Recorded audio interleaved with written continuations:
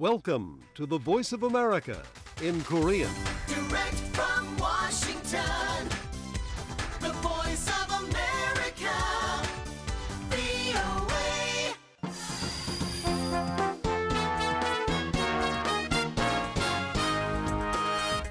여러분 안녕하십니까? 여기는 미국의 수도 워싱턴에서 보내드리는 VOA 미국의 소리 방송입니다. 지금부터 VOA 한국어 저녁 방송을 시작하겠습니다. VOA 한국어 방송은 매일 아침 3시 30분부터 5시 30분까지 그리고 밤 7시 30분부터 11시 30분까지 두 차례 보내드립니다. 미국의 소리 한국어 방송은 객관적이고 공정하며 포괄적인 한반도와 미국 그리고 세계 소식과 함께 각종 정보와 교양, 오락 등 다양한 프로그램을 전해드리고 있습니다. VOA World News. VOA 세계 뉴스입니다.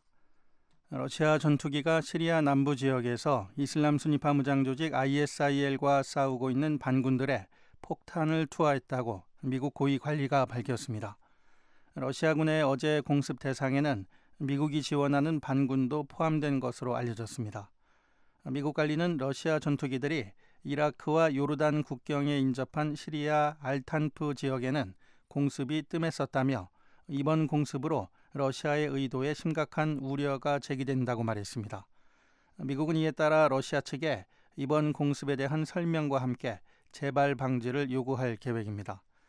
미국은 러시아가 바샤르 알 아사드 시리아 대통령의 권력을 강화하려는 것으로 의심하고 있습니다. 미국은 지난해 초부터 시리아 온건파 반군들이 ISIL과 전투를 벌일 수 있도록 훈련을 지원해왔습니다. 미 국무부 외교관 약 50명이 오바마 행정부의 시리아 사태 대응을 비판하면서 미국이 시리아에 대한 공습에 나설 것을 주장했습니다. 외교관들의 이 같은 주장은 국무부 내부 외교 전문에서 이뤄진 것으로 존 커비 국무부 대변인은 이들의 구체적인 요구사항은 밝히지 않았습니다. 커비 대변인은 시리아 사태에 관해 국무부 내 일부 단체가 작성한 외교 전문에 대해 알고 있다며 현재 전문 내용을 검토하고 있다고만 말했습니다. 앞서 미국의 뉴욕타임스 신문은 이 외교 전문에 시리아 정부군에 대한 공습과 이미 50만 명의 목숨을 앗아간 내전 종식을 오바마 행정부에 촉구하는 내용이 담겼다고 보도했습니다. 미국 연방법원이 어제 텍사스주 당국의 시리아 난민 수용 거부 입장에 제동을 걸었습니다. 오바마 행정부의 시리아 난민 수용 방침에 텍사스주 정부가 반대하면서 제기된 이번 소송에 대해 법원은 주 정부는 이민 정책에 관한 권한이 없다고 판결했습니다. 이번 판결은 공화당의 사실상 대통령 후보인 도널드 트럼프가 올랜도 나이트클럽 총격 사건 이후 비시민권자 이슬람인들의 미국 입국을 막아야 한다고 요구한 지 며칠 만에 나왔습니다. 한편 바락 오바마 대통령은 올 회계연도에 10,000명의 시리아 난민을 수용하겠다고 밝혔지만 지금까지 난민으로 인정된 시리아인은 3,500명에 불과합니다.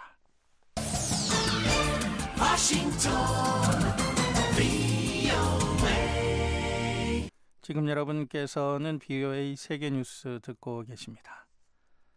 미국 민주당의 대통령 경선 후보인 버니 샌더스 상원의원은 대선 후보인 힐러리 클린턴 전 국무장관과 협력해 공화당 도널드 트럼프 후보의 백악관 진출을 막겠다고 밝혔습니다. 샌더스 의원은 어제 자신의 지역구에서 행한 연설에서 인종차별을 선거운동의 근간으로 삼는 후보는 필요 없다며 트럼프 후보를 패배시키는 것은 중요한 정치적 과제라고 말했습니다. 그러면서 트럼프 후보가 히스패닉과 무슬림, 여성, 흑인들을 모욕하고 지구온난화 현상을 날조로 규정했다고 비난했습니다. 샌더스 의원은 다음 달 필라델피아에서 열리는 전당대회에서 민주당 역사에서 가장 진보적인 정강정책이 채택되도록 노력하겠다고 말했습니다.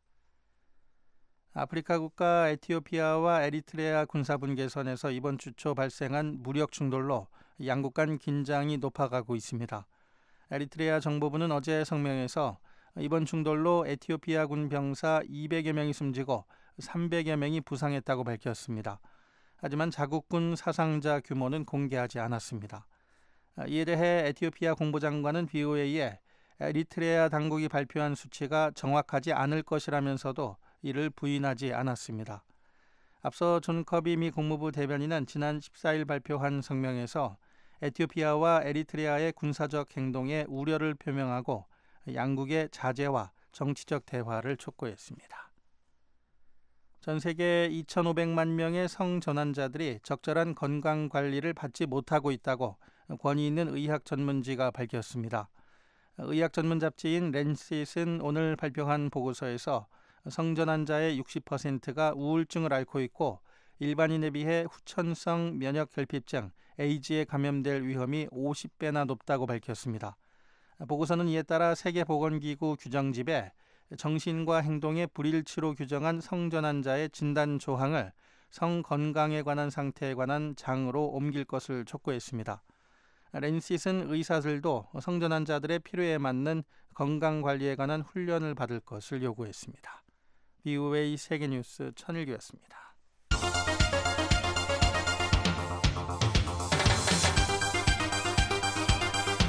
VOA News Today. 여러분 안녕하십니까? 2016년 6월 17일 금요일 VOA 뉴스 투데이 1부 시작하겠습니다. 진행의 노시창입니다. 이 시간에 보내드릴 주요 한반도 소식입니다. 북한이 아프리카 콩고에 무기를 판매하고 군 교관을 파견하고 있다고 유엔 안보리 보고서가 밝혔습니다.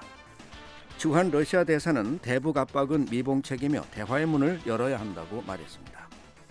미국 하원 외교위원회는 북한을 테러 지원국으로 재지정하기 위한 법안을 의결했습니다. 내일 북한 날씨 대체로 맑겠으나 북부지방은 점차 흐려져 가끔 비가 오는 곳이 있겠습니다. 아침 최저기온은 11도에서 20도, 낮 최고는 16도에서 31도의 분포가 되겠습니다. 첫 소식입니다. 북한제 권총이 아프리카의 콩고 민주공화국에서 발견됐다는 유엔 안보리의 보고서가 공개됐습니다.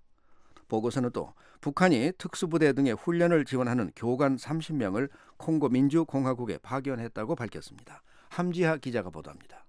유엔 안보리 산하 콩고 민주공화국 제재위원회가 15일 공개한 전문가 패널 보고서는 북한과 콩고 사이의 군사협력 정황을 지적하고 있습니다. 이 같은 정황의 단초가 된 건 콩고에서 발견된 북한제 권총입니다. 전문가 패널은 북한이 주로 생산해온 것과 공통점이 많은 이들 권총을 콩고군 장교들과 유엔에 파견된 콩고 국립경찰 등이 사용한다는 사실을 파악하고 조사를 시작했습니다. 이어 콩고군 장교들로부터 해당 권총이 지난 2014년 초 콩고 마타디의 항구를 통해 들어왔고 이 시점에 북한 교관 30명이 콩고에 입국했다는 증언을 확보했습니다. 보고서는 당시 북한 교관들이 콩고 대통령 경호실과 특수부대를 훈련시키는 임무를 맡았다고 밝혔습니다. 그러면서 해당 권총들이 콩고 수도 킨샤샤의 암시장에서 유통되고 있다는 사실도 명시했습니다. 북한제 무기를 수입하거나 북한 교관을 초청해 자국 군인을 훈련시키는 행위는 유엔 안보리의 대북 제재 결의 위반입니다. 이 때문에 전문가 패널은 지난 3월 북한과 콩고 측에 해당 무기의 거래 내역과 훈련 교관에 대한 해명 자료를 요청했지만 받지 못했다고 밝혔습니다. 앞서 로이터 통신은 지난달 당시 비밀이던 해당 문서를 입수해 북한과 콩고 간 군사협력 문제를 지적한 바 있습니다. 그러나 콩고 정부의 랑베르 망드 대변인은 지난달 14일 프랑스 AFP 통신과의 인터뷰에서 관련 보도를 정면으로 부인했습니다. 망드 대변인은 보도 내용이 완전히 거짓말이라면서 2001년 로랑 카빌라 대통령 사망 이후 북한과 어떤 협력 관계도 없다고 주장했습니다. 당시 망드 대변인은 북한과의 무기 거래 의혹에 대해서만 부인했을 뿐 훈련 교관 파견 문제는 거론하지 않은 것으로 알려졌습니다. 콩고 내전 관련자에 대한 제재를 목적으로 지난 2004년 구성된 콩고 민주공화국 제재위원회 산하 전문가 패널은 매년 제재와 관련한 보고서를 제출하고 있습니다. 전문가 패널은 지난해에도 북한제 소총이 콩고에서 발견됐다고 밝히는 등 콩고와 북한 간 군사협력 가능성을 제기해왔습니다. VOA 뉴스 함지아입니다.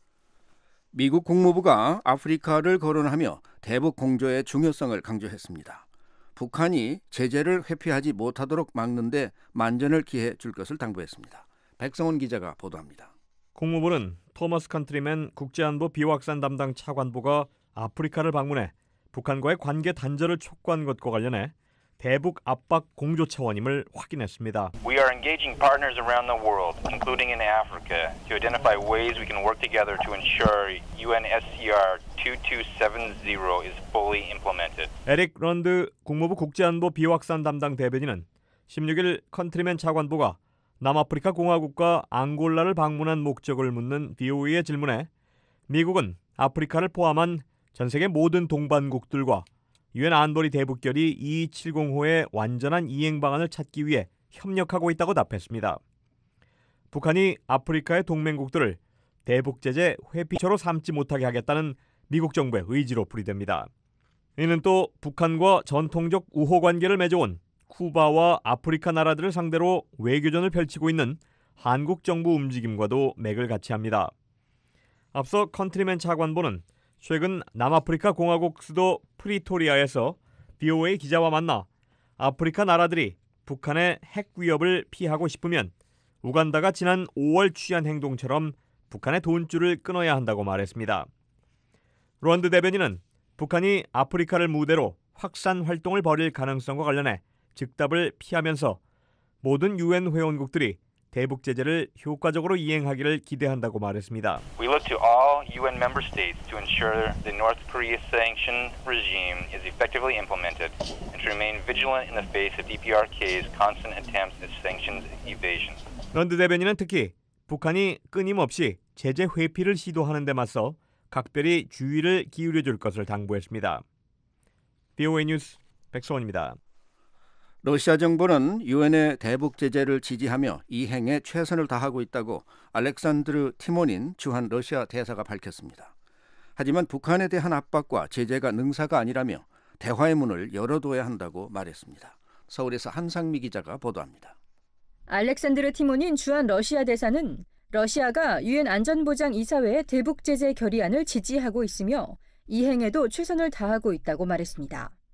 또 러시아 지도부는 북한 핵 보유를 받아들일 수 없다고 수차례 강조해왔다면서 북한의 핵과 미사일 도발로 한반도 정세가 많이 악화됐다고 본다고 설명했습니다. 티모닌 대사는 17일 서울 국회에서 김종인 더불어민주당 비상대책위원회 대표와 만나 핵 문제 등 한반도 문제 해결을 위해 정치, 외교적 해법을 모색해야 한다며 이같이 밝혔습니다. 티모닌 대사는 다만 북한에 대한 지나친 제재와 압박은 미봉책이라며 북한과 대화할 수 있는 문을 열어놔야 한다고 강조했습니다. 이 문제 해결을 위해선 북핵 육자회담이 적당한 방법이며 한국 정부와 함께 육자회담 재개를 위해 노력할 것이라고 티모닌 대사는 언급했습니다. 이에 앞서 지난 7일 김종인 대표와 만난 추거홍 주한 중국 대사 역시 중국은 북한의 핵 개발을 단호하게 반대하고 있으며 육자회담이 북핵 문제를 해결할 수 있는 가장 좋은 다자 무대라고 생각한다고 말했습니다.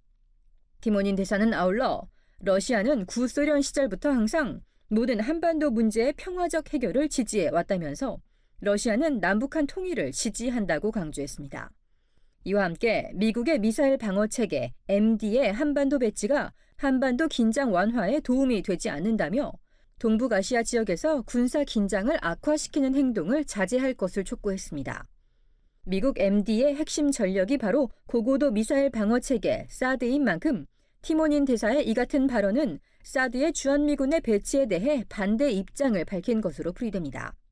한편 김종인 대표는 얼어붙은 한반도 상황을 극복하기 위해 러시아가 북한을 설득해 한국 러시아 간 가스 파이프를 설치한다면 남북 대화에 물꼬를 틀 수 있지 않겠냐고 제안했습니다.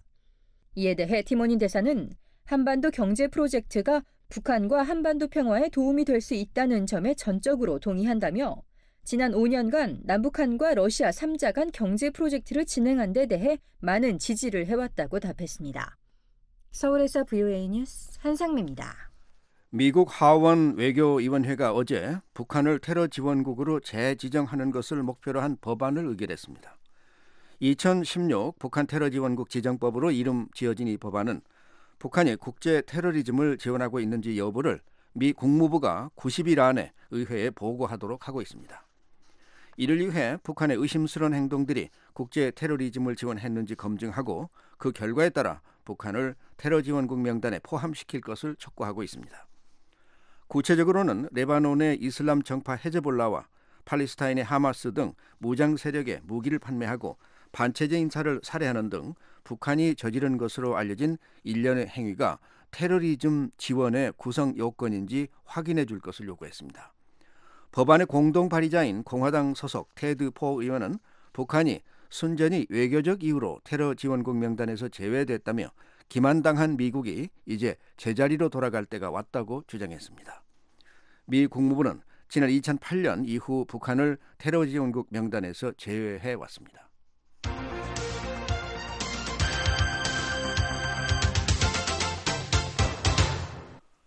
워싱턴의 민간단체인 과학국제안보연구소는 최근 발표한 보고서에서 북한이 지난 18개월 사이 보유 핵무기 수를 4개 내지 6개 늘렸을 것이라고 밝혔습니다. 이 보고서를 펴낸 데이비드 올브라이트 소장은 15일 VOA와의 전화 인터뷰에서 독자적으로 입수한 북한 핵시설 정보와 핵무기 보유 현황을 자세히 공개했습니다. 올브라이트 소장은 북한의 핵무기 생산 추세를 우려하면서도 지난해 추측했던 것처럼 2020년까지 최대 100개를 보유하는 수준에 도달하진 못할 것으로 내다봤습니다. 백성원 기자가 인터뷰했습니다. 보고서에서 북한이 현재 보유한 핵무기 숫자를 13개에서 21개로 제시하셨습니다. 이런 추세를 어떻게 읽어야 합니까? Well, I think the significance is that they have a capability to expand their 북한이 핵무기를 지속적으로 늘리고 있고 증가 규모 역시 크다는 사실을 보여줍니다. 핵무기 원료로 플루토늄도 사용하지만 우라늄 농축이 훨씬 더 큰 비중을 차지한다는 점도 주목할 만하고요. 무기급 우라늄 생산 여부를 관측하긴 대단히 어렵지만 모든 정황으로 볼 때 관련 시설을 가동 중임을 알 수 있습니다. 그리 복잡하지 않은 분석을 통해서도 북한이 지난 1년 반 동안 핵무기를 4개에서 6개 더 만들었을 것이라는 계산이 나옵니다. 2014년 말까지 10개에서 16개를 확보했다고 보면 그 뒤로 상당히 빠른 속도로 보유량을 늘려가고 있는 거죠. 숨겨진 또 다른 시설에서 생산될 농축 우라늄까지 고려하면 핵 보유량이 얼마나 늘어날까요? 최대 30개까지도 가능한 건가요? No, I don't think so. I mean, yeah, I didn't do the estimate for the other one. I mean, I can, but I didn't. 그 정도는 아닙니다. 이번 분석엔 제2의 원심 분리기 시설에서 생산되고 있을 양까지 포함시킬 수는 없었습니다. 하지만 그렇다 해도 2개에서 5개가량 추가될 것으로 보이고 종합적인 연구를 한다면 숫자를 좀 더 낮출 변수도 생길 겁니다. 게다가 복수의 원심 분리기 시설이 숨겨져 있을 가능성도 있고 말이죠. No one knows, but what it, in a sense, when I talk about a second plan, it could be 2 or 3. 알 수 없는 노릇이죠. 보고서에서 제2의 시설 존재 가능성을 언급한 건 그런 시설이 2-3개 있을 수 있다고 가정한 겁니다. 원심 분리기 시설이 단 1개만 존재할 가능성은 별로 없습니다. 하지만 제가 계산에 넣은 건 그보다 원심 분리기 개수였습니다. 그 규모를 파악하기 위해 어느 정도 실태가 알려진 북한의 기존 원심 분리기 시설, 또 설비 조달 현황을 염두에 뒀고요. 이런 방식으로 원심 분리기의 상한선을 설정해 그 안에서 분석을 진행하는 겁니다. 북한 어딘가에 있을 그런 추가 핵 시설을 찾아내는 게 불가능하다고 봐야 되나요? No, it's not. I mean, I think there's a lot of effort now to try to find these other sites. I mean, they're over time. 그렇지 않습니다. 숨겨진 시설을 찾기 위한 노력이 한창 진행 중인 걸로 압니다. 북한에서 정보가 조금씩 유출되고 위성 감식 능력도 강화되고 있어 결국은 발견할 수 있을 겁니다. 이미 원심 분리기 시설로 추정되는 몇 개의 지점이 거론되고 있습니다. 물론 아무도 추가 시설을 찾았다고 발표하진 않고 있지만 질문지를 좁힐 만한 정보들이 있습니다. 거기엔 탈북자들의 증언도 포함되고요. 보고서를 보면 북한 핵시설 인근에서 포착된 차량이나 연료통이 제시되는데요. 이런 것들이 방사화학실험시설로 이루어지는 재처리 활동을 입증할 만한 가치가 있는 건가요? Vehicles and tanks are not good indications to tell you anything other than that there's activity at that site. 차량이나 연료통 등은 현장에서 뭔가 활동이 벌어지고 있다는 것 이상을 보여주진 못합니다. 북한이 방사화학 실험실을 그리 자주 이용하지 않기 때문에 차량이 등장한다는 건 어떤 일이든 진행된다는 뜻이죠. 물론 플루토늄 재처리나 분리 여부를 알 수는 없지만요. 따라서 플루토늄 분리 이후 핵 폐기물 처리와 관계 있는 석탄 화력 발전 상황처럼 추가 조짐들을 봐야죠. 저는 영변의 핵 재처리 시설 내부에서 활동이 이루어지고 있다는 사실을 독자적으로 확인했는데 그건 위성을 통해 알 수 없습니다. 또 최근 미 국무부 관리가 로이터 통신에 북한의 플루토늄 생산 재개를 확인해 준 게 결정적 증거가 됐고요. 제가 차량 등이 충분한 증거가 되느냐고 질문한 건 북한이 위성 감시를 의식해서 일부러 그런 정황을 연출할 가능성이 있기 때문인데요. 어디까지가 실제인지 구분하기 어렵진 않나요? If North Korea wants to separate plutonium in secret, it knows how to do that, and sometimes they don't care. And I think in this 북한은 case, 원한다면 플루토늄 분리 작업을 은밀히 할 수 있지만 여기 개의치 않기도 합니다. 이번 경우 역시 위성 감시를 의식하지 않은 실제 재처리 활동으로 보입니다. 미 국무부 관리의 언론 인터뷰를 봐도 그렇고요. 하지만 핵실험장의 경우엔 지적하신 문제가 분명히 있습니다. 현장에 차량이 나타나는 건 핵실험 가능성과 전적으로 무관하니까요. 또 한국 정부 등이 볼 수 있는 정보는 상업용 위성으로는 포착할 수도 없는 것들입니다. 게다가 그런 정밀 관측을 통해 핵실험이 임박했다는 징후를 읽어도 실험이 이뤄지지 않는 경우도 종종 있거든요. 이럴 땐 혹시 핵실험이 실패로 끝난 건 아닌지 혹은 북한이 일부러 혼란을 일으키려고 그런 건지 의문이 가중되곤 합니다. 핵연료를 전달받는 건물 앞에 연료통이 놓여져 있는 것과 또 화력발전소에서 연기가 나오는 정황을 보고서에서 주목하고 있던데 이게 구체적으로 뭘 뜻하는 겁니까? The reactor produces plutonium and irradiated fuel. The fuel has to be taken out of the reactor and then 플루토늄과 함께 생성되는 폐핵연료를 원자로 밖으로 꺼내 재처리 시설로 보내는 만큼 그 시설 앞에 차량이 보인다는 건 자연스럽게 폐핵연료를 전달받아 재처리했을 것이라는 가정으로 이어집니다. 그리고 석탄 화력발전소에서 연기가 난다는 건 열이 발생한다는 뜻인데 핵 폐기물과 관련된 현상이라는 사실을 영변 핵관리로부터 직접 들었습니다. 재처리 과정 중 방사성 물질이 포함된 많은 양의 액체가 나오고 그 부피를 줄이기 위해 이걸 끓이면서 연기가 나는 거죠. 그러니까 연기는 플루토늄 분리와는 별 관계가 없고 대신 그런 과정 뒤에 남는 잔여물을 청소하는 과정에서 발생하는 겁니다. 영변 핵관리를 만난 시기는 언제죠?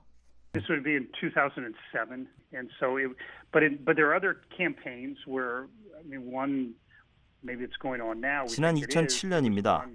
북한이 재처리 사실을 숨기기 위해 석탄 화력발전소 가동을 훨씬 뒤로 미뤘었다는 게 당시 그 관리의 설명이었습니다. 하지만 제네바 합의가 파기된 직후인 2002년과 2003년 초 영변의 화력발전소가 재가동됐는데 그건 북한이 제네바 합의에 의해 중단했던 폐핵연료를 재처리를 다시 시작한다는 걸 일부러 보여주기 위한 조치로 풀이됩니다. 최근 보고서에서 5메가와트 원자로가 부분적으로만 가동되고 있는 것으로 분석된다는 관측은 그럼 그나마 다행으로 받아들여야 하나요? It's certainly it's better news. I mean, it's much better. We think that it's not operating at full power. 분명히 그렇습니다. 완전 가동되면 훨씬 더 많은 플루토늄이 생산될 테니까요. 하지만 왜 이토록 오랫동안 간헐적으로만 가동되는지는 분명치 않습니다. 이런 정황은 위성 사진을 통해 발견한 게 아니라 정부 관리로부터 직접 들은 내용입니다. 다만 어느 나라 관리인지는 밝힐 수 없습니다. 그들은 원자로에서 발생하는 열을 훨씬 정밀하게 관찰할 수 있죠. 5메가와트급 원자로는 3주 가동되다 3주 멈추는 식으로 운영돼 왔고 20열 출력 메가와트 수준을 넘은 적이 없습니다만 완전히 중단된 적은 없죠. 그런 식으로 얻을 수 있는 플루토늄 양은 얼마나 됩니까? The reactor was restarted in 2013, and it's now 2016, so approximately 3 years. 2013년 재가동한 뒤 3년 동안 5.5에서 8kg 정도의 무기급 플루토늄을 생산했을 겁니다. 만약 정상 가동했다면 1년에 무려 4에서 6kg을 생산했을 것이고 3년이면 최소 12kg에 달했을 거고요. 아무튼 핵무기 한 개당 플루토늄 양을 2에서 4kg으로 보면 최근 3년 동안 핵무기 1개에서 4개, 중간값으로는 핵무기 2.5개에 해당되는 플루토늄을 생산한 겁니다. 북한이 핵연료 재장전 방식을 개선했다는 관측 역시 주목할 만한 내용이었습니다. There's some indications, and certainly there's questions whether the North has moved to some kind of online. 북한은 더 이상 핵연료 장전을 위해 원자로 가동을 중단할 필요가 없게 됐습니다. 원자로가 계속 돌아가는 중에도 일부 연료를 빼낸 뒤 새 연료로 대체할 수 있게 됐다는 뜻입니다. 북한은 그동안 원자로를 개량해 더 나은 방식으로 무기급 플루토늄을 생산하려는 조짐을 보여왔습니다. 북한이 2020년까지 핵무기 최대 100개, 현재 상태가 유지될 경우 50개를 보유할 것이란 전망을 지난해 내놓으셨습니다.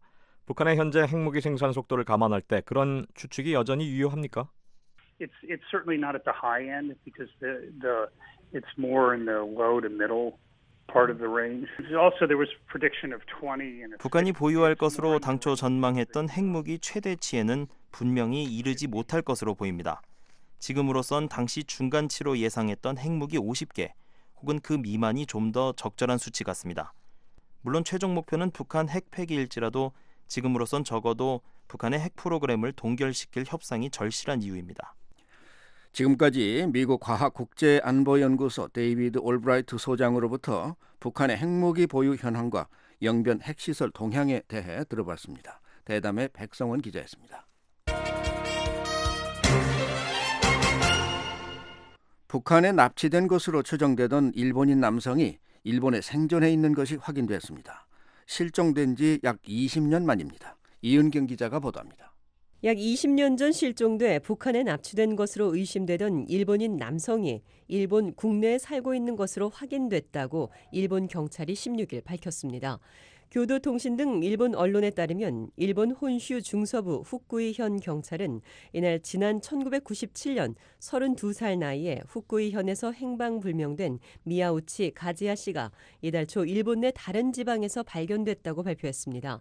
경찰은 전직 지방 공무원이었던 미야우치 씨가 범죄 사건에 연루되거나 북한의 납치에 연루되지는 않은 것으로 결론 내렸다고 밝혔습니다. 하지만 미야우치 씨가 1997년 이후 어디서 무엇을 했는지 등 구체적인 내용은 공개하지 않았습니다. 미야우치 씨는 1997년 4월 당시 근무하던 후쿠이현 관공서에서 동료에게 보트 창고에 간다고 말하고 나간 뒤 소식이 끊겨 경찰이 조사를 벌였습니다. 경찰은 미야우치 씨의 행적이 발견되지 않자 북한에 강제로 납치됐을 가능성이 큰 것으로 추정했습니다. 이후 미야우치 씨는 일본 정부가 공식으로 인정한 납치 피해자 17명에는 포함돼 있지 않고 대신 북한에 납치됐을 가능성이 높은 특정 실종자 가운데 한 명으로 분류됐습니다. 특정 실종자란 일본 내 민간단체인 특정 실종자 문제조사회가 북한에 의한 납치일지도 모른다는 가족들의 신고를 받아 조사 대상으로 선정한 실종자를 말합니다. 일본 경찰은 미야우치 씨 같은 특정 실종자 수가 886명이라고 밝히고 있습니다. 일본과 북한은 지난 2014년 5월 말 특정 실종자를 포함한 일본인 납치 피해자에 대한 전면 재조사에 합의했고 북한은 이에 따라 그해 7월부터 특별조사위원회를 구성해 활동을 시작했습니다. 하지만 북한은 늦어도 2014년 초가을까지 초기 조사 결과를 통보하겠다는 약속을 지키지 않았고 이에 따라 공식 협의가 중단됐습니다. 특히 북한은 올해 2월 일본의 대북 독자 제재에 대응해 납치 문제 특별조사위원회를 해체했습니다. BOA 뉴스 이은경입니다. 북한의 국영 항공사인 고려항공이 유럽연합 회원국 내 운항이 엄격히 제한되는 항공사로 또다시 지정됐습니다. 고려항공의 항공기 대부분이 국제안전 기준에 미치지 못하기 때문입니다. 이현철 기자가 보도합니다. 유럽연합 EU가 6년째 북한의 고려항공을 역내 28개 회원국 운항을 엄격히 제한하는 항공사 명단에 올렸습니다. 유럽연합 집행위원회는 16일 발표한 EU 항공안전 리스트 개정판에서 러시아제 TU-204 항공기 2대를 제외한 나머지 고려항공 항공기들은 앞으로도 유럽연합 내 운항이 계속 금지된다고 밝혔습니다. 유럽연합 집행위원회는 지난달 31일부터 이달 2일까지 유럽 항공안전위원회에서 열린 회의에서 회원국의 안전 전문가들이 내린 만장일치 의견에 따라 이같이 결정했다고 설명했습니다. 그러면서 EU 항공안전 리스트는 유럽연합의 안전 수준을 높이는 데 도움이 될 뿐 아니라 해당국들이 궁극적으로 명단에서 제외되기 위해 안전 수준을 높이려 노력하는 데도 도움이 될 것이라고 밝혔습니다.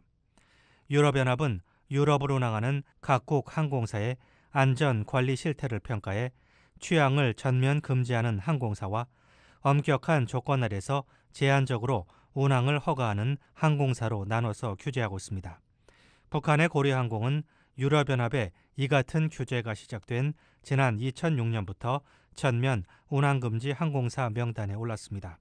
그러다가 러시아에서 Tu-204 항공기 2대를 도입한 이후인 2010년 3월에 엄격한 조건 아래 유럽연합 회원국 내에서 운항할 수 있는 항공사로 조정됐습니다.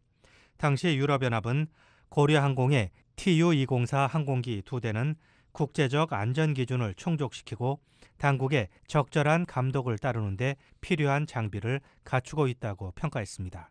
그러면서 이 두 항공기에 한해 유럽연합 내에서 운항할 수 있도록 허용한다고 밝혔습니다. 그러나 지금까지 이 두 항공기의 유럽연합 내 취항은 이루어지지 않았습니다. 특히 유럽연합은 지난달 말 단행한 대북 추가 제재를 통해 북한이 운용하는 항공기가 EU 회원국 상공을 비행하거나 착륙 또는 이륙하지 못하도록 금지했습니다. BOA 뉴스 이현철입니다. 한국 정부 산하 기관이 북한 지역 광물 자원 개발을 위한 자료 은행 체계를 만들었습니다. 히토류 등 중요 자원들의 풍부한 부전량에 비해 생산은 기술 부족 등으로 제대로 이루어지지 못하고 있다는 분석입니다. 서울에서 김환영 기자가 보도합니다. 한국 정부 출연 연구기관인 국가과학기술연구의 산하 한반도 광물자원 개발 융합연구단 DMR 연구단은 최근 북한 지하자원의 지역별 매장량은 물론 지질학적 분석 등을 토대로 한 품질 등의 정보들을 지도와 함께 종합적으로 보여주는 광물자원 자료은행 체계를 구축해 공개했습니다. DMR 연구단에 따르면 북한 지역에는 철과 금, 동, 연과 아연, 마그네사이트, 히토류 등이 주요 지하자원으로 분포되어 있습니다. 연구단은 이들 광물이 분포된 개발 잠재성이 높은 지역들을 소개했습니다. 이 가운데 활용가치가 높은 히토류는 평안북도 정주 등지에 약 20억 톤이 매장돼 있는 것으로 연구단은 분석했습니다. 히토류는 란탄과 세륨 등 17개의 원소를 가리키는데 화학적으로 안정되면서 열 전달 성능이 좋아 가전제품의 핵심 부품에 사용되고 있는 덕택에 산업의 비타민으로 불리고 있습니다. 철의 경우엔 함경북도 무산군 일대가 경제성도 가장 높고 매장량도 43억 톤 정도로 경제성 2위인 평안북도 의주군의 40배에 달하는 것으로 조사됐습니다. 금과 은이 많이 묻혀있는 38개 지역 가운데 가장 경제성이 높은 곳은 평안북도 창성군에 있는 대유동 광산지역으로 파악됐습니다. 구리는 양강도 해산시 인근에서 주로 나오지만 상농과 운흥 지역이 잠재성이 높게 나왔고 배터리 원료로 쓰이는 연과 아연 그리고 특수 시멘트 재료로 쓰이는 마그네사이트는 함경남도 단천시 일대가 개발 가능성이 높은 것으로 나타났습니다. 연구단은 북한 자원 개발의 문제점과 관련해 기술과 재원 부족, 열악한 기반시설 때문에 부전량에 비해 생산량이 적다고 지적했습니다. 연구단 관계자입니다. 지금 현재 보도되어 있는 양들이 좀 과다하게 알려져 있든지 그게 첫 번째 이유고요. 두 번째는 생산 기술력이 부족해서 또는 인프라가 열악해서 본인들이 충분히 생산을 못하고 있는 그 두 가지 이유로 저희는 보고 있어요. 연구단은 이 때문에 광산 가동률이 대부분 50%에 미치지 못하고 있고 채굴한 자원도 고품질 소재로 가공하지 못한 채 원광 형태로 중국에 헐값에 넘기는 실정이라고 밝혔습니다. 북한 지역 광물 지도를 홈페이지에 올린 연구단은 북한의 자원 잠재성 분석을 끝내고 실제로 자원을 개발하는 데 필요한 맞춤형 핵심 기술을 개발할 계획입니다. 한반도 광물자원 융합연구단은 남북통일시대를 대비해 자원과 인프라 융합기술 확보라는 한국 정부의 국가과제 해결을 목표로 지난해 말에 출범했습니다. 서울에서 VOA 뉴스 김환용입니다. 북한에서 곧 장마가 시작될 것으로 예상되는 가운데 국제기구는 구호 물품을 비축하는 등 홍수에 따른 대비책을 마련하고 있습니다. 해마다 거듭되는 큰 물 피해를 막기 위해 어떻게 대비를 해야 할지 천일규 기자와 함께 알아보도록 하겠습니다. 이 한반도에 장마 전선이 접근하고 있는데요. 북한에는 언제쯤 장마가 시작될 것으로 예상이 되고 있습니까? 네, 한국의 기상청이 예보를 했는데요.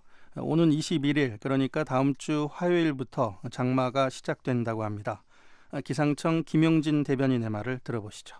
일단 18, 19에도 이제 평안도나 함경북도 쪽은 좀 비가 좀 예상이 되고 있어요. 또 20일, 22일 날 애들이 장마가 시작하는데 그때 같이 또 장마 전선 영향으로 북한 전역에 아마 비가 올 걸로 현재 보고 있어요. 그 이후에는 지금 보통 한 구름 좀 많은 정도 그렇게 될 겁니다. 네, 한국기상청은 올해 장마가 평년과 비슷한 시기에 시작될 것으로 전망했습니다. 그런데 비는 얼마나 내릴 것으로 예상이 되고 있습니까?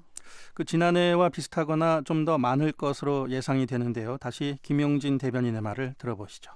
평년하고 비슷하거나 좀 많은 정도, 그렇죠? 네.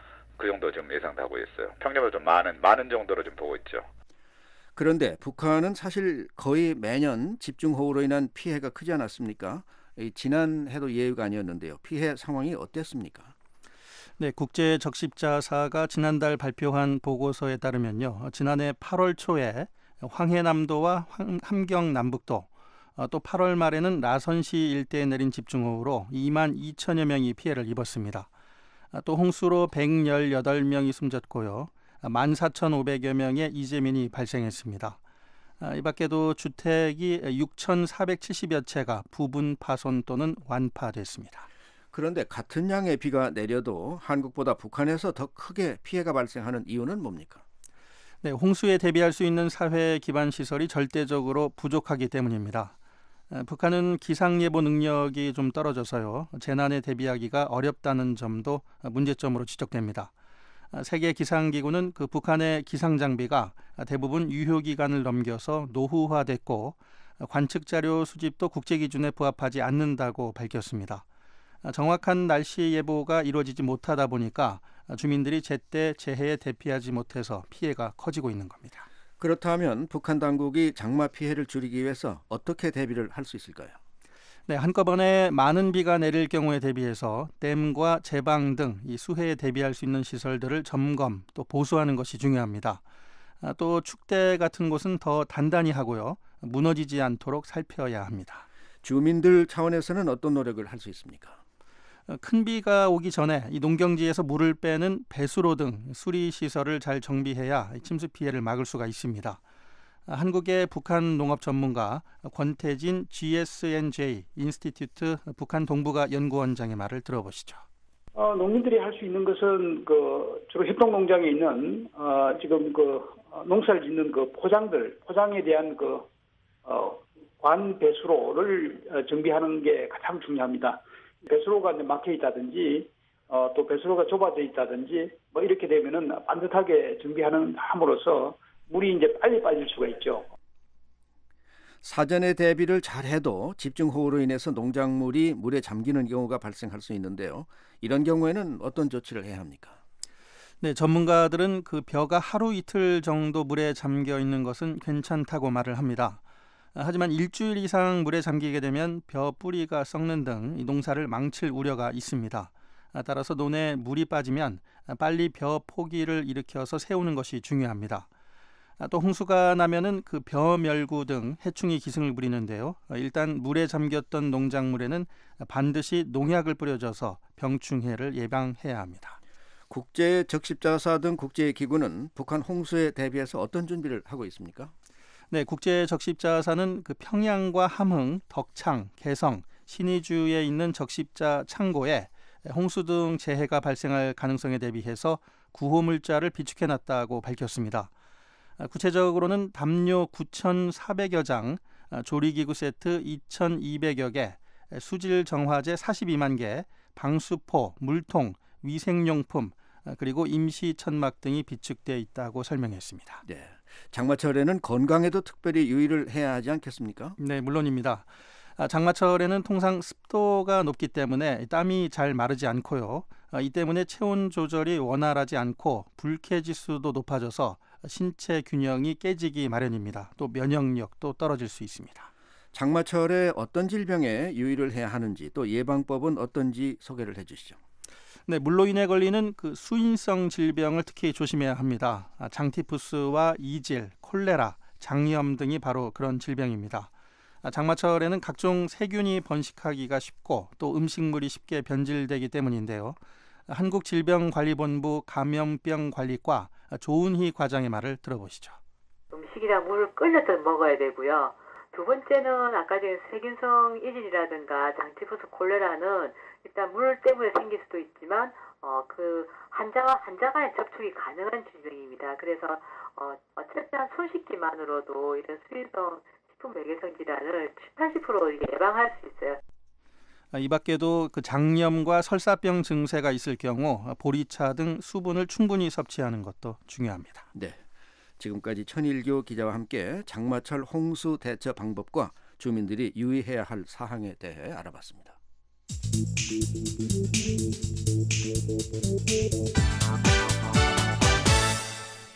서울역 광장에서 북한의 핵 개발을 규탄하고 평화 통일을 기원하는 행사가 열렸습니다. 6.25 한국전쟁 발발 66주년을 앞두고 북한의 안보 위협에 대해 경각심을 높이고 평화 통일에 대한 결의를 다지는 시간이었습니다. 서울에서 박은정 기자가 전해드립니다.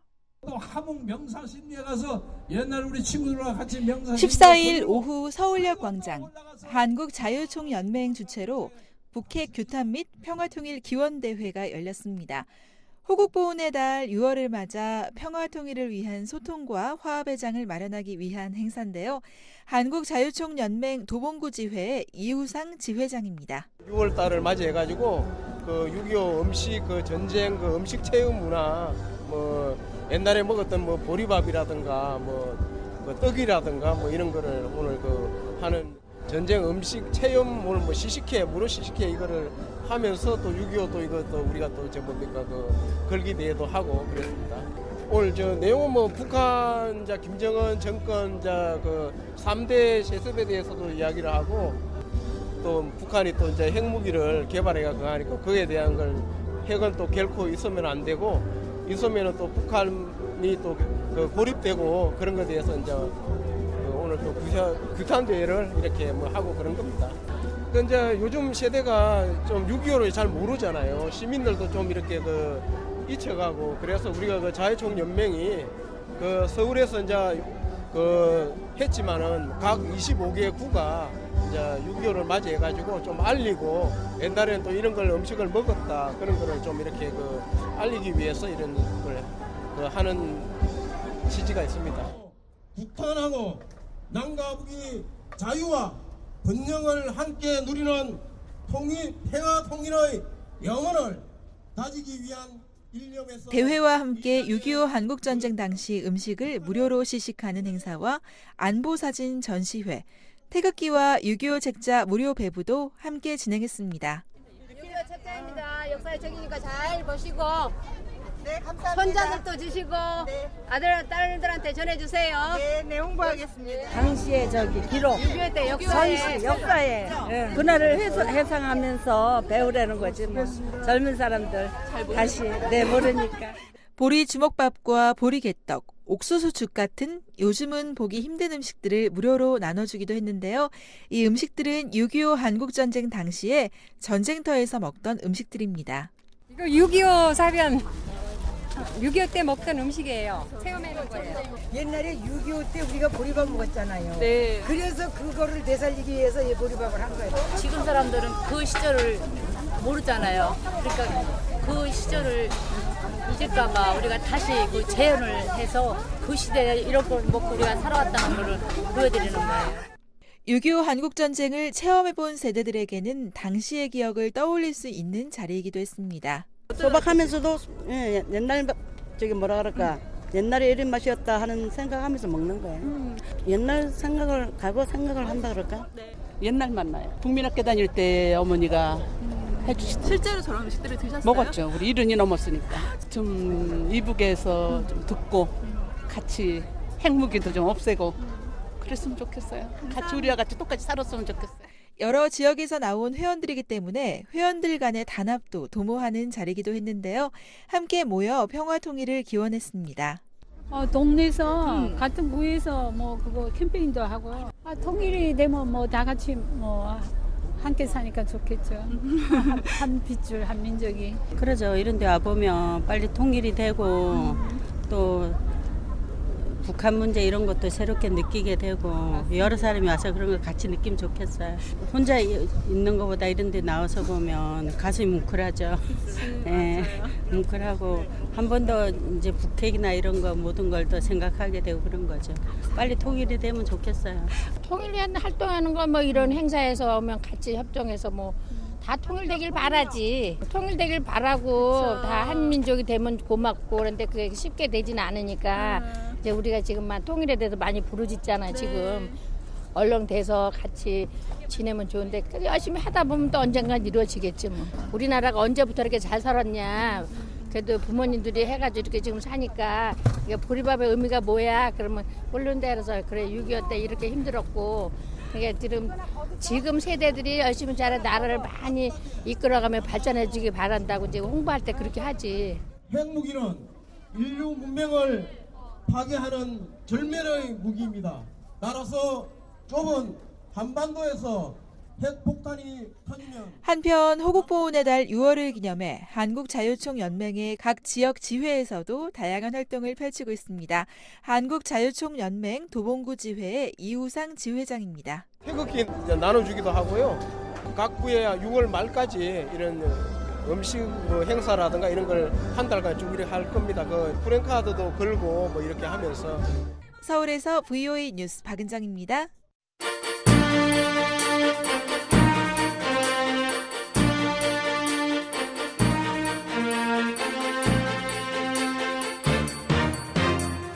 한국의 이모저모를 알아보는 서울통신, 오늘도 도성민 기자 연결돼 있습니다.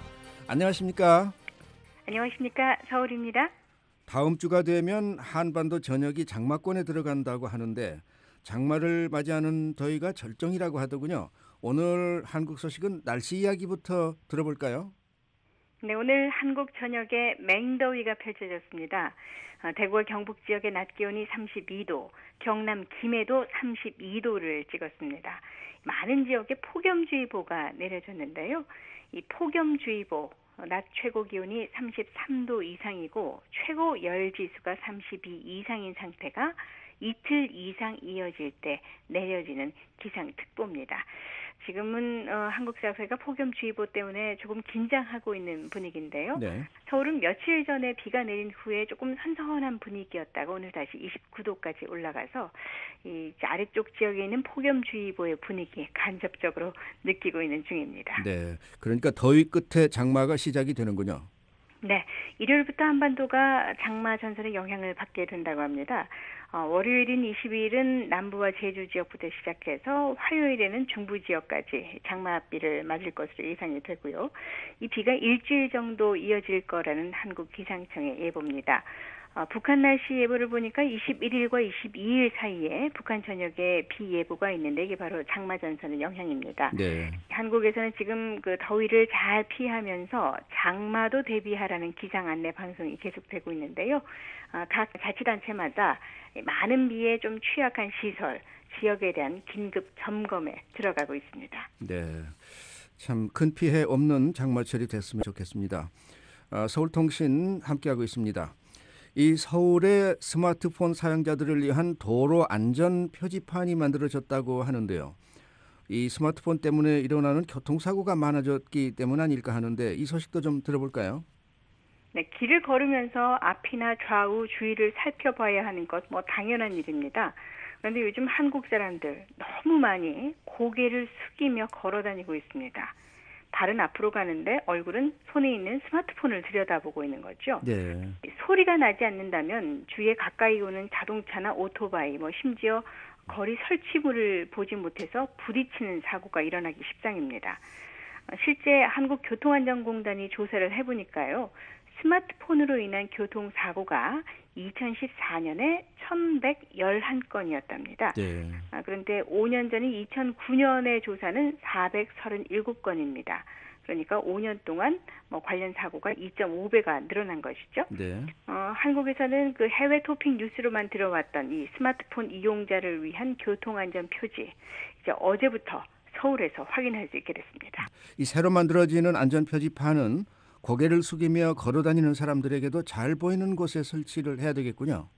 네, 그렇습니다. 뭐 기본적으로 사람들의 시선 높인 신호등 옆에도 설치를 했고요. 네. 발을 딛고서는 보도 바닥에도 설치를 했습니다. 아. 뭐 한국의 교통 표지판, 뭐 세계 공통의 어떤 누가 봐도 다 알 수 있는 것이지만 노란 바탕에 빨간 삼각 테두리를 한 안전 표지에는 보행 중 스마트폰 주의 이런 글귀가 쓰여져 있습니다.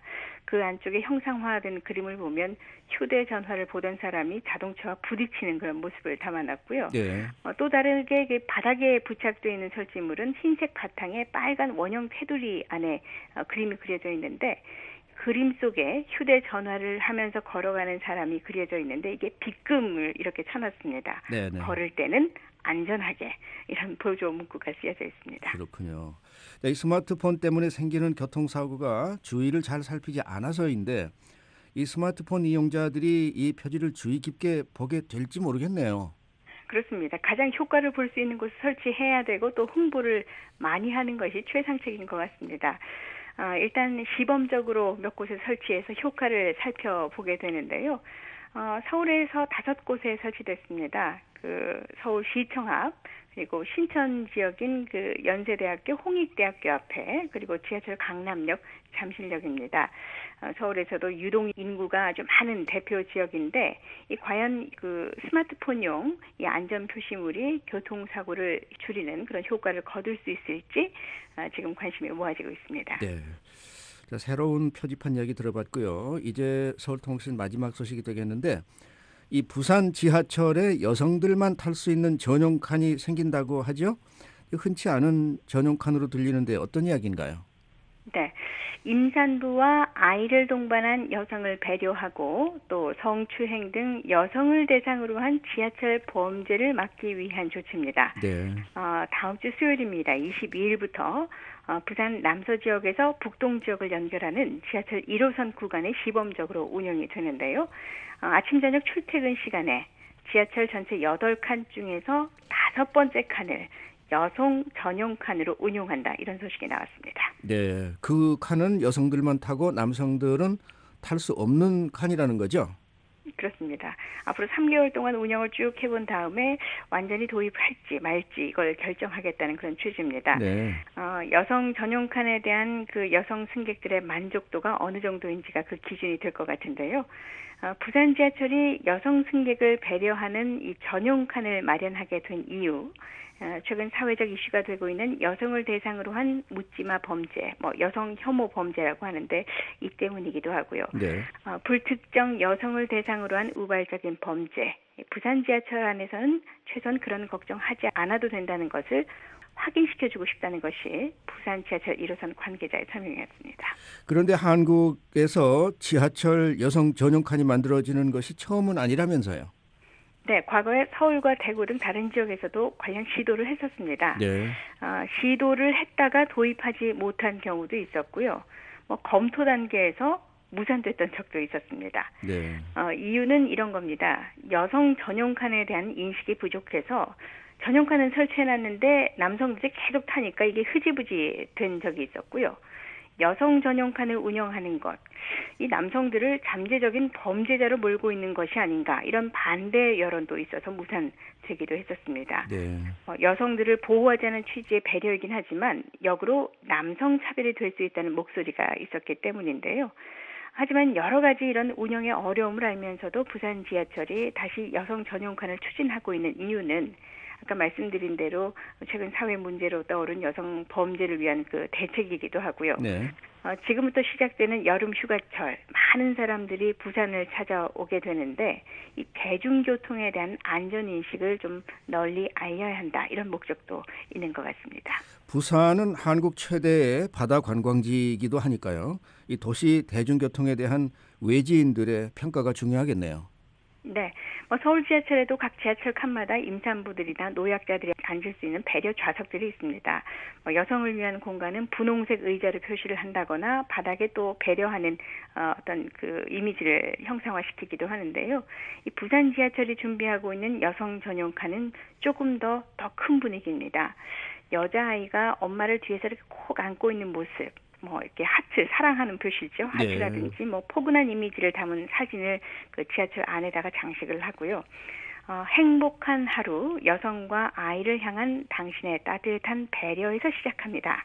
이런 문구의 안내문을 제시를 한다고 합니다.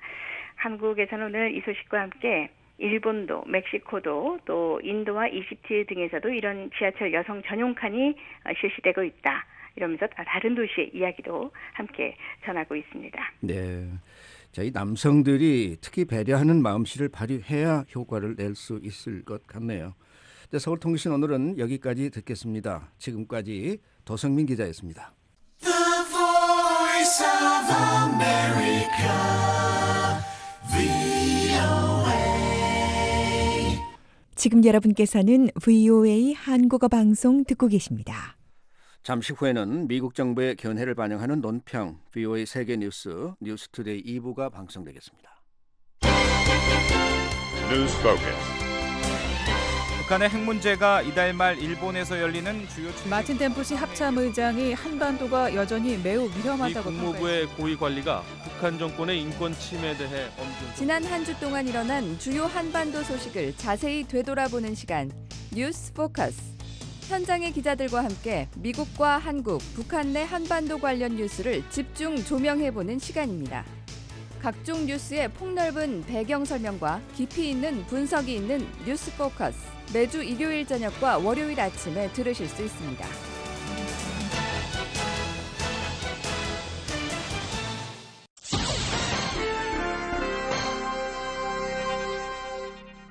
미국 정부의 견해를 반영하는 논평입니다. 미국 국무부 빅토리아 눌런드 유럽 담당 차관보는 러시아가 크림반도와 우크라이나 동부 지역을 침공한 뒤 냉전 종식 이후 유지되어 온 국제적 규범 등을 더 이상 준수하려는 의지가 없다는 점이 명확해졌다고 밝혔습니다. 미국과 북대서양조약기구 나토 동맹국들은 러시아의 침략 행위와 적대적인 군사적 움직임으로 인해 조성된 위협에 대응하기 위해 유럽 동부 지역, 즉 폴란드, 루마니아, 불가리아와 발트 3국의 영토, 영해, 영공에 병력을 배치하고 있습니다. 또 28개 나토 회원국은 미국의 지원 아래 유럽 전역에 걸쳐 기동 군사 훈련을 실시하고 있습니다. 미국은 러시아가 폭력 행위를 중단하고 민스크 휴전 협정을 충실히 이행하도록 압박하고 있습니다. 유럽연합과 주요 7개국, G7 등 여러 나라와 공조를 통해 우리는 지난 2년 일관되고 강력한 대러시아 경제 제재를 이행해 왔습니다. 러시아는 유가 하락과 지속되는 구조적 취약성 등과 맞물린 강력한 국제사회 제재로 인해서 값비싼 대가를 치르고 있습니다.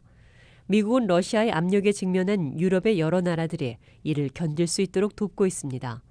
특히 미국은 우크라이나 국경 지역의 안정과 주권 및 영토의 수호와 보전 등을 위해 6억 달러 규모의 비군사적 안보 지원을 하고 있습니다. 또 미국은 동유럽과 유라시아 국가들이 민주주의 발전과 경제 개혁을 이루고 부정부패와 싸울 수 있도록 돕고 있습니다. 러시아산 에너지 의존도가 높은 국가들은 에너지 공급원을 다변화하는 것이 중요한 과제로 남아 있습니다. 동시에 미국은 러시아와 함께 핵무기 비확산과 핵안보, 대테러 활동 등과 같은 상호 공통 관심 분야에서 공조할 수 있는 방안을 찾기 위해 노력할 것입니다. 아울러 미국 정부는 미국의 이익과 가치를 공유하는 러시아의 개인과 기업 등과 직접적으로 관여할 수 있는 길도 모색할 것입니다. 그런가 하면 시민사회 활동을 위축시키고 표현과 집회, 결사의 자유를 침해하는 러시아의 법과 제도에 대해서는 계속 비판의 목소리를 높일 것입니다. 미국은 유럽과 유라시아 지역 내 자유와 민주주의 확립을 위해 노력함과 동시에 나토 동맹국에 대한 지원도 계속할 것입니다. 미국 정부의 견해를 반영한 논평이었습니다. 이에 대해 의견 있으신 분은 편지나 팩스, 전자메일을 보내주시기 바랍니다.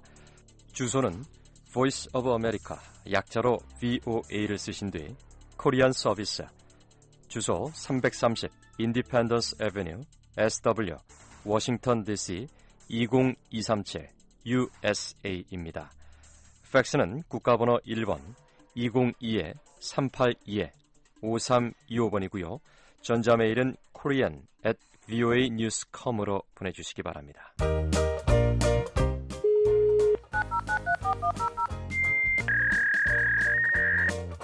여러분의 생각과 의견, 저희 VOA 한국어 방송에 팩스로 보내실 수 있습니다. 팩스 번호 1-202-382-5325 1-202-382-5325번으로 여러분의 많은 의견 보내주시기 바랍니다.